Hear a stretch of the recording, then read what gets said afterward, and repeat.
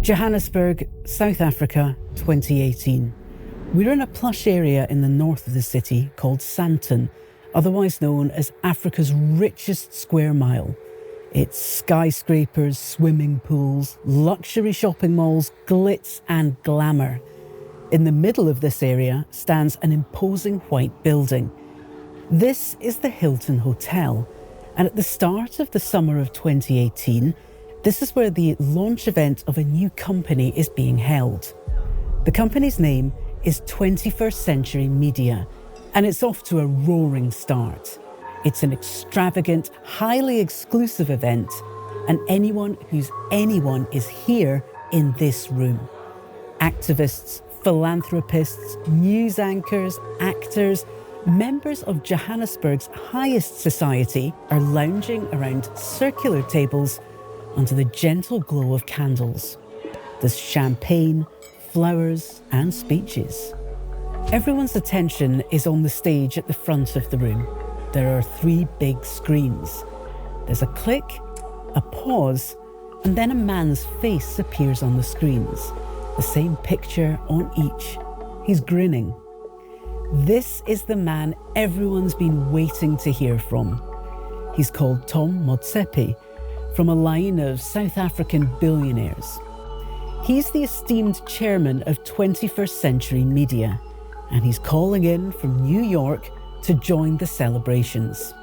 He's wearing a blue waistcoat, a tie, and a designer watch worth 1.5 million rand. That's around $80,000. Today's a special day. It's Tom's birthday. He grins as everyone raises their glass and bursts into song. But there's something that nobody in this room knows. The man on the screen, the one they're all singing happy birthday to, he's lying to them. Because he's not actually in New York right now. He's in prison, a 5-hour drive away from this room in the Hilton Hotel. The company they're all here to celebrate doesn't exist, and this man's real name is Thabo Bester. He's a convicted murderer and serial rapist.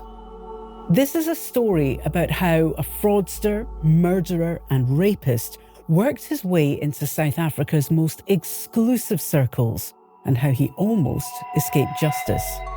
This is True Crime Reports, a new global crime show from Al Jazeera, bringing you stories from the global south and beyond that often haven't reached the outside world. Today's episode, Thabo Bester, Prison Break. Let me set the scene. The South Africa where Bester grows up is a complex place. Even in the 2010s, the roots of apartheid-era segregation still run deep. There's a huge wealth divide. Rates of inequality here are some of the highest in the world. And it's estimated that around 63% of the population lives below the poverty line. Sexual assault is a huge problem here. Human rights organisations estimate that over 40% of South African women will be raped at some point in their lives. I'm Glenda Paul. I'm actually a forensic investigator, and I work in the private space at a company called IRS Forensic Investigations. Interpol labelled us recently the rape capital of the world. Our conviction rates at the moment, it sits between 10 to 12%. And then the other scary statistic is that less than 50% of the recorded cases would result in an arrest. This is the South Africa in which Thabo Bester grows up. Bester is a murky figure, a slippery character who wears many faces. In the course of his life, he'll use as many as 13 aliases. But Thabo Bester is the name his mum gives him. There's not a lot we know about his early life. He was never officially registered at birth. But reports say he was born in 1986 in a hospital on the outskirts of Johannesburg. Here's what we do know. Bester is born in Soweto, the predominantly black township just outside the city. Soweto is a 200 square kilometre sea of matchbox houses and tin roofs. This is where Nelson Mandela used to live. and it was centre stage in the resistance movement against apartheid. Bester's early years are tough. His parents aren't around, and he's raised by his grandmother. She dies when he's in his teens, and Bester is left on his own. Something that will come up again and again over the course of Bester's life is his taste for the high life. He cons and swindles his way into money, stealing from his victims to buy cars, watches, laptops, luxury apartments. When he's 17, Bester gets his first conviction. It's not clear what for, but this is the start of his criminal life. In 2006, he then spends 2 years inside for fraud. He's released on parole, but within a few years, he's back in prison. This time, it's for rape and murder. Bester pleads guilty to raping 2 women, models, and is given a 50-year sentence. He stood accused of luring really attractive young women in South Africa under the pretext of offering them lucrative modeling contracts. And he would meet up with them and he would wine them, dine them, and then hold them up, rape them, and rob them of their personal belongings. But that's not it. On top of the 2 models, Bester pleads guilty to raping and murdering a 3rd woman, an ex-girlfriend of his. She's called Rumfundo Tiulu, and Bester had told her he worked in TV and could get her a job. He stabbed her to death in her sleep. He's sentenced to life. So Bester is serving 50 years on top of a life sentence for raping 3 women and murdering 1 of them. Bester's name is all over the news in South Africa.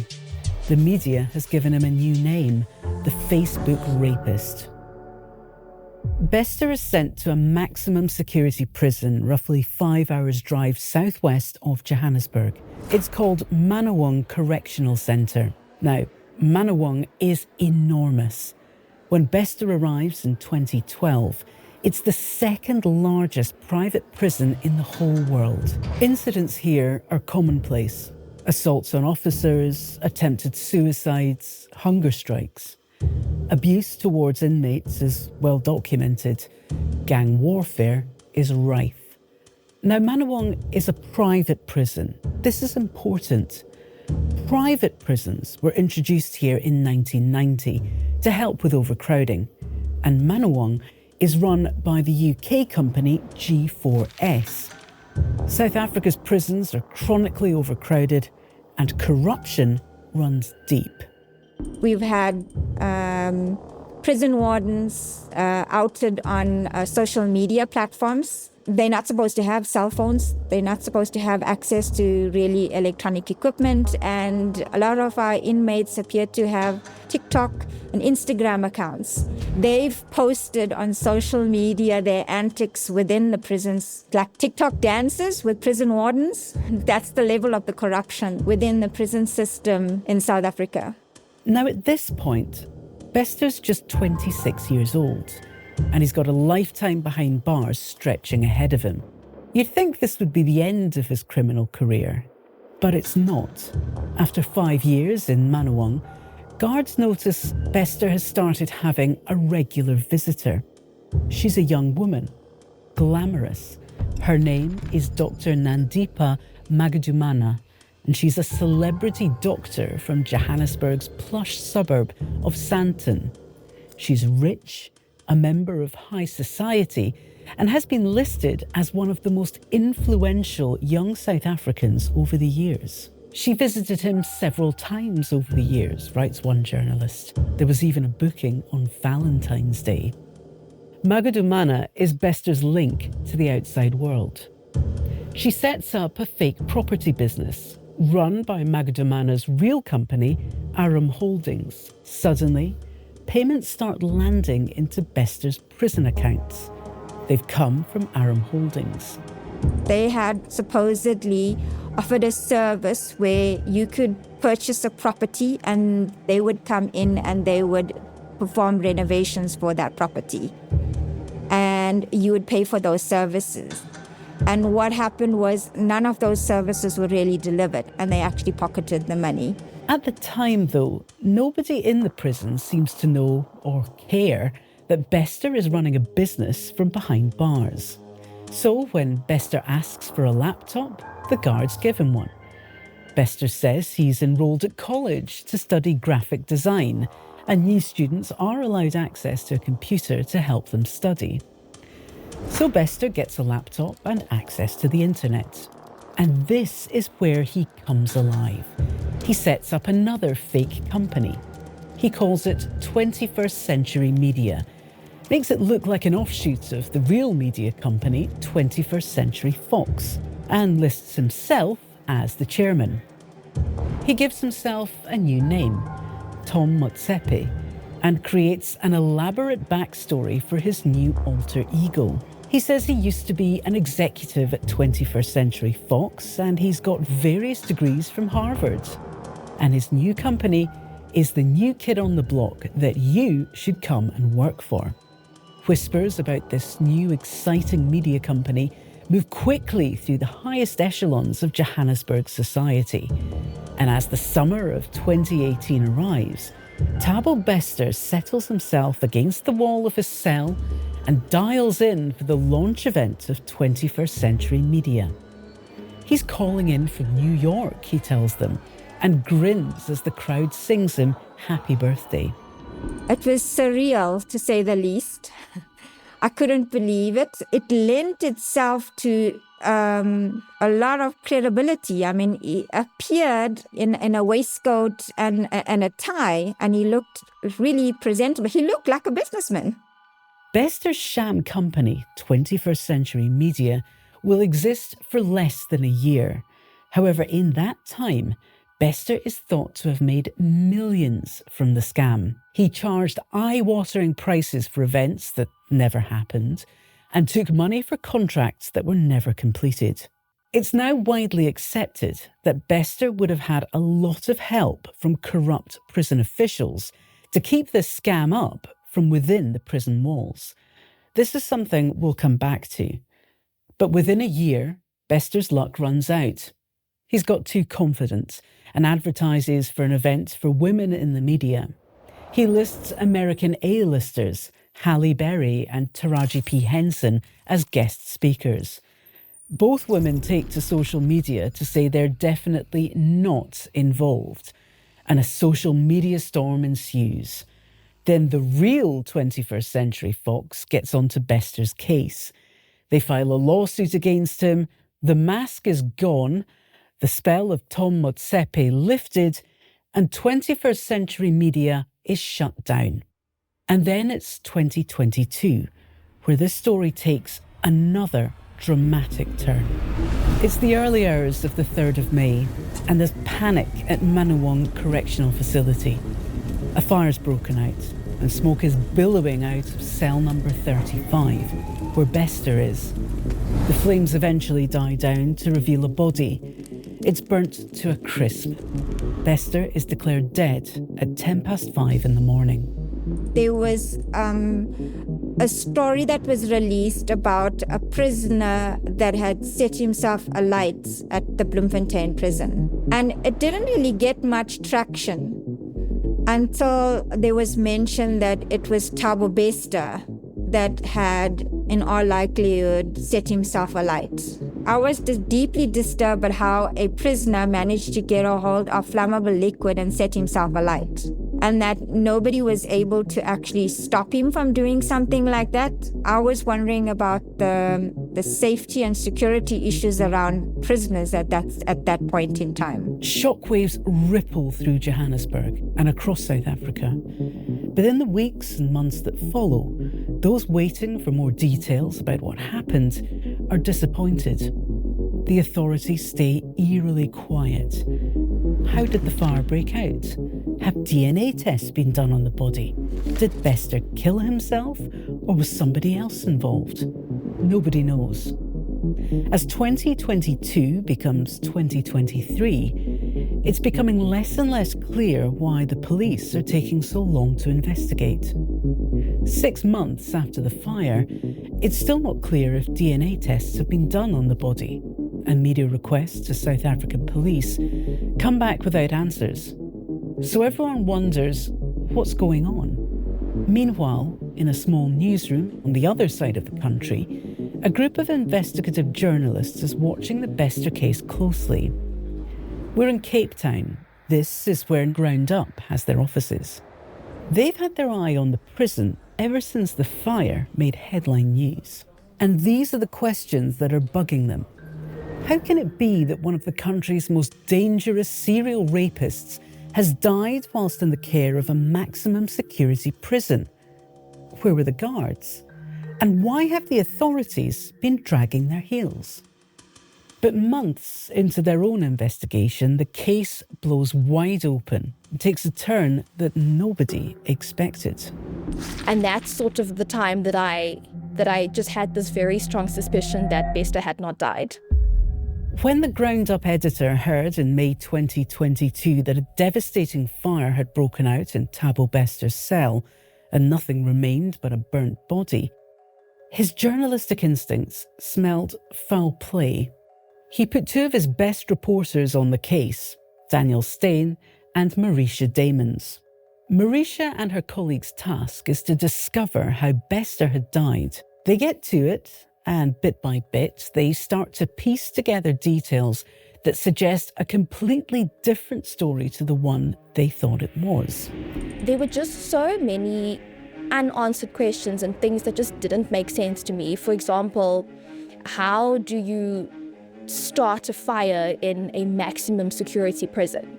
Are you telling me that nobody saw anything, nobody smelt anything, nobody heard anything? After we published the first story in November 2022, that story luckily did result in us getting multiple tip-offs, and one of these tip-offs was somebody who actually worked at the prison, and they notified us that the CCTV footage had actually been tampered with. And there was also a testimony of one of the inmates, and he said that in the days leading up to this fire, Bester was uncharacteristically happy. He was jovial and spoke about going away very soon, and obviously this inmate was very confused because you're serving a lifetime sentence. What do you mean you're going away soon? Marisha then discovers that Bester had moved cells shortly before the fire. A prison official had placed him alone in cell 35, a corner cell where it was difficult for CCTV cameras to see him. Secondly, they find a note from that night's logbook. A prison officer had written that the CCTV cameras pointing at the prison exit were not at the correct angle. Thirdly, astonishing CCTV footage emerges from the night of the fire, showing two figures running from the prison in the early hours of the morning. Then there's the body itself. Marisha and Daniel find a police mugshot showing Bester to be 1.7 metres tall, but the body that was found in the cell was less than 1.5 metres tall. Most incriminatingly, the post-mortem results, which are finally leaked around 6 months after the fire, they show that the person whose body was found in the cell actually died before the fire from a blow to the head. There was no smoke in his lungs and a strong smell of paraffin, a flammable liquid, around his bronchi and trachea. It was just an entire setup of unanswered questions that gave me a very uneasy feeling about the circumstances surrounding the night of the fire, and I was strongly leaning towards the side that maybe Bester might have escaped. The evidence mounts. Marisha starts to piece together a picture of what's been happening since the fire. My colleague Daniel got to the office quite early, and just as he arrived, the phone rang.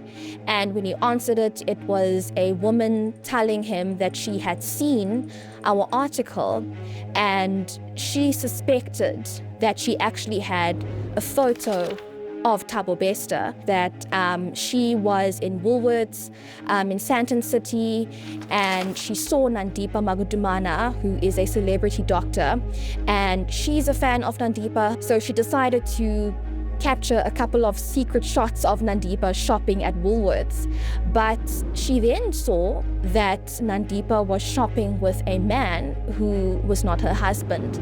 And she decided to then capture a picture of Nandipa and this man. But what was interesting is that this photo, or these photos rather, were taken on the 30th of June, more than a month after Bester's supposed death. Then a woman comes forward with a story that months after the fire, she actually met Bester. She says they'd had rough, aggressive sex that had left her feeling shocked and disgusted. Others come forward with stories that suggest Bester's been continuing his scams since the fire. While the authorities continue to insist that Bester had died that night in his cell, it looks like Bester and Magudumana have been contacting people on behalf of Aram Holdings. They promise construction services they never deliver on and make millions of rand.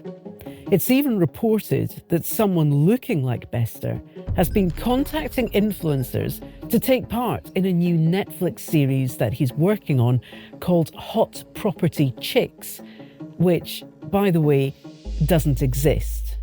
Under mounting pressure and a pile of evidence collected by Marisha, the Department of Correctional Facilities finally admits, after 10 months, that Bester is still at large.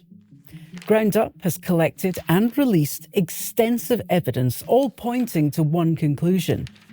Bester faked his own death, escaped from prison, and he and Magudumana have been actively scamming people since then. News of his escape spreads like wildfire around South Africa, and he and Magudumana are being called South Africa's Bonnie and Clyde. His victims say they're terrified to hear the news, and people are outraged. The manhunt is on. And so we come to the 4th of April 2023. Police have finally tracked Bester and Magudumana down to a luxury mansion in that rich suburb of Sandton. It's rented by Magudumana, and this is where she and Bester have been living for the last year. Police sweep through the mansion. They go from room to room, but the two are gone. They fled 2 weeks earlier. The only thing the police find is an $80,000 designer watch that's been left on Bester's bedside. It's 3 days later, and we're 4,000 kilometres north of Johannesburg, in Tanzania. A black SUV is racing its way towards the Kenyan border when it's stopped by Tanzanian police. There are 3 people inside. It's them, Bester, Magudumana, and their driver, a Mozambique national. They're deported back to South Africa to await trial. Bester is formally identified by a fingerprint match, and a parliamentary investigation into the institutional failings is opened. So, huge questions remain. How did he do it? Marisha and Daniel pieced together a timeline and released the details in Ground Up. This is how they think Bester did it. Towards the end of April, Nandipa had allegedly claimed another body at the National Hospital in Bloemfontein. She said that the body was that of her friend's brother. With the help of her father, Marisha writes, she gets the body to Manawang prison, where Bester is. They apparently sneak the corpse in via a wooden TV stand, which isn't searched. Meanwhile, Bester has requested to be moved to a corner cell, where CCTV is more limited. His request is approved. Cell 35 is a very interesting spot for Bester to have been placed in because it's located next to an emergency exit and it's sort of obstructed from the CCTV cameras within that prison cell. This is where the CCTV technician comes in, a man called Lipolo.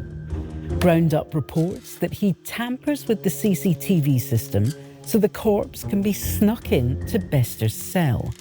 He's said to be helped by a prison official who's been paid off.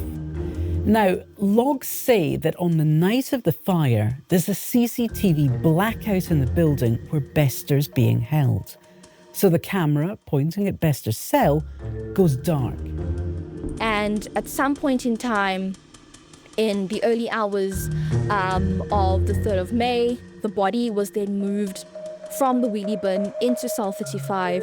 It was dosed with fire, and Bester at some stage had a change of clothes. Just after 3 a.m, smoke is reported coming from cell 35. The prison official who's alleged to have been paid off, a man called Matsuara, ignores that report, Roundup will later say. Around the same time, external CCTV shows 2 people running towards the prison exit. Bester is alleged to have escaped, dressed as a prison warden. All in all, Bester is alleged to have had 9 accomplices, amongst them his girlfriend, Nandipa Magadumana, her father, the CCTV technician, and the prison warden. They face 16 charges between them, including fraud, corruption, assisting an inmate's escape, and the violation of dead bodies. But one question remains. If it wasn't Bester whose body was found in cell number 35, who was it? Police eventually identify the body as a 31-year-old South African man called Katlego Bareng, who had 2 children. He'd gone missing in April 2022, a month before the fire. So where are we now? Well, the trial is ongoing.